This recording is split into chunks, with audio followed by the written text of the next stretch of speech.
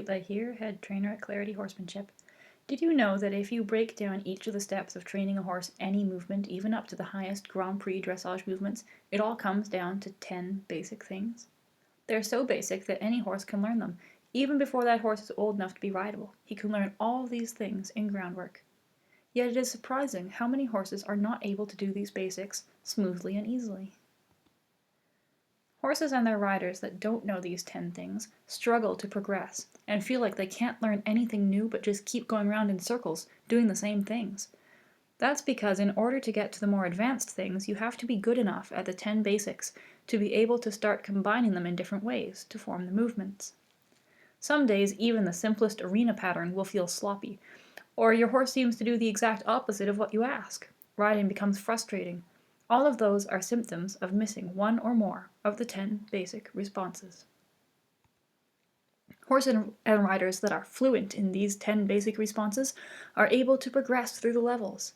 Even an inexpensive horse that isn't a purebred or doesn't have the ideal body shape can progress through the riding levels to movements you might have thought impossible. Tesla, my own horse, is a great example of this. $500 quarter horses that weren't started until they're 5 don't usually compete at third-level dressage while practicing Grand Prix moves. Starting a horse from scratch, it takes an average of 1.5 to 2 years of consolidating the basics before they can start being put together into the movements. Even if competing at a high level is not your goal, having these 10 basics down will allow you to ride any pattern you want with precision. Your horse will be calm and willing to do anything you ask, because he will understand everything you ask. That makes riding a lot more fun. Follow along and see if your horse is missing any of these 10 basic skills. After all, it's all in the basics, said every good rider ever. The 10 basics can be broken down into 3 smaller categories: go, stop, and turn. These categories are formed based on which muscle groups are used to perform the trained tasks. The responses related to go are labeled with greens on the chart. The responses related to stop are labeled with reds on the chart. And the responses related to turns are labeled with blue on the chart. For each of these basics, we will discuss what the end goal is, how to cue the response, and when to apply that cue. For the cues, I will only be discussing the operantly conditioned cues, which are pressure cues, today, as every horse must understand the pressure cues before moving on to classically conditioned cues, which include your position, voice, and seat movements. Let's start with the go category of responses. The go responses mainly use the forward propulsion muscles, which are mainly found in the horse's hindquarters. When cued to go, the horse should move up 1 gait. Upward transitions that skip multiple gaits can be trained once single gait transitions are consolidated. The cue is both calves squeezing together. In the end, the more squeeze, the more speed increase. The best time to cue any go response is when the outside hind leg is in stance phase. That means the outside hind leg is in contact with the ground and beginning to push the horse forward.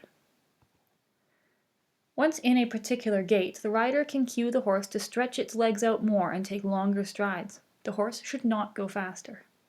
To determine if your horse can take longer strides, ride normally between 2 objects and count the number of strides. Cue longer strides and ride between the objects again. Your stride count should be a smaller number if your horse is taking longer steps. To prevent the horse confusing longer strides with go faster, use a different region of your leg to cue it. For longer strides, use a tap with your heel. Cueing quicker steps within a gait is essential for most horse sports where more impulsion is required. Impulsion is not only quicker steps, but quicker steps are a part of it. When cued to move quicker within the gait, the horse should not leave the gait nor lengthen his stride. A metronome is a very helpful tool to determine whether the horse has quickened or only lengthened. The cue for quicker strides must be different from the cue for longer and the cue for up gait, according to the 9th first principle of equitation science, which we looked at in the last video. I train a rapid bump bump bump of the ankle for quicker strides, which I often call a tickle. Now we have entered the stop responses. All of the 4 responses that fit in the stop response category use the same deceleration muscles, of which the horse's pectorals, their chest muscles, do much of the work. Down gait is the first in the stop category. When cued to go down a gait, the horse should be in the new gait within 3 steps of the forelegs, or 1.5 strides. Eventually, the amount of pressure applied should determine how many gaits the horse goes down, but that comes with consolidation of the basic, 1 gait at a time, downward transitions. To cue the horse to go down a gait, pressure is applied with both reins directly backwards for up to 3 steps of the forelegs. Because it is mainly the chest and pectorals that slow the horse down over the 1.5 stride time frame we are discussing, any stop response should be cued when the outside front leg is in the swing phase, or when it has just lifted off the ground and is about to swing forward. Please note that disciplines which require sliding stops will train this cue differently, and due to the rapidity of the stop required, the horse will employ the hindquarter muscles as well as the pectorals to facilitate stopping. However, every horse should know how to stop in this slower, more measured, rhythmic time frame, even if sliding stops will eventually be trained also. Shorter strides are the beginnings of impulsion and collection. When cued to shorten, the horse should not slow the stride. Count the number of strides between 2 fixed objects, then shorten the stride and count again to determine if you are achieving shorter strides. If so, you will fit more strides between the 2 objects. The cue for shorter strides is a shorter duration rein aid. The reason for this gets into biomechanics a bit, which is a topic for another video. But briefly, during any downward gait transition, the horse shortens his stride before changing gait. Therefore, a short duration stop cue achieves the shorter strides and releases in time that the horse does not also slow down. Rein pressure for only half a step of the foreleg should be sufficient to shorten. Slower strides are part of the building blocks of collection, as more muscular energy is required to maintain the horse's balance, developing the physique necessary for progressively higher levels of collection. When cued to slow, the horse should not also shorten or leave the gait. Using a metronome can be helpful to determine whether your horse is slowing the strides or not. To cue slower strides, we use lighter pressure than for down gait, but for the same duration of up to 3 steps of the forelegs. The final stop response is the back up. To back up correctly, the horse must step diagonal pairs backwards together. A horse that does not move diagonally backwards is likely very tense and not understanding what is being cued. Step back is a basic response which should be differentiated from the rein back. From the halt, 1 light rein pressure cue for 1.5 strides should produce 4 smooth steps backwards, so both diagonal pairs will move twice. In the rein back, the horse continues moving backwards after the initial rein cue has ceased, because the rider has trained a continuation cue, which is typically seat movement. The rein back is a more advanced movement, but is easy to achieve once the basic step back is trained. Now we enter the turn responses. Training the shoulders to turn should be trained before the hindquarters are trained to turn. The horse should turn equally to the right or to the left when cued. Again, this gets into biomechanics, which is for another day, but a proper turn begins with abduction of the targeted front leg. Abduction is when a limb is moved laterally away from the center of the body, while adduction is when a limb is moved laterally towards the center of the body. The turn of the forequarters should be equally smooth at any gait and in either direction. There are 2 ways to cue a turn of the forequarters, direct or indirect. The direct turn uses the rein on the side of the intended turn, opening and applying pressure to the side. The indirect turn uses the rein opposite to the intended turn to close and apply pressure to the horse's neck. No matter which turn cue is used, the turn should be applied when the leg that must start the turn is in swing phase.